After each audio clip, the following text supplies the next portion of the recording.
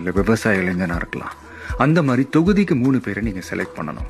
அவங்களுக்கு இஷ்டம் இல்லைன்னு சொல்லுவாங்க, விட்டுறாதீங்க. கக்கனையும் காமராஜரையும் நாம தான் தேடி கண்டுபிடிக்கணும். அந்த மாதிரி தொகுதிக்கு 3 பேரை நீங்க செலக்ட் பண்ணி அந்த 3 பேர்ல இருந்து ஒருத்தரை நாங்க செலக்ட் பண்ணுவோம். புதுசா இன்டர்வியூ, நேர்காணல் இதெல்லாம் கிடையாது. Internet scan.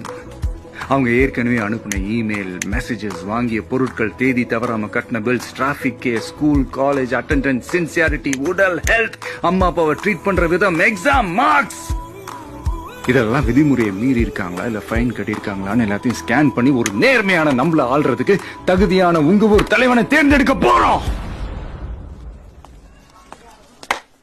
He is a real corporate monster. Get ready, folks. உங்க ஊர் தலைவனை தேடி புடிங்க.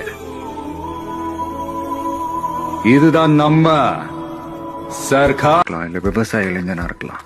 அந்த மாதிரி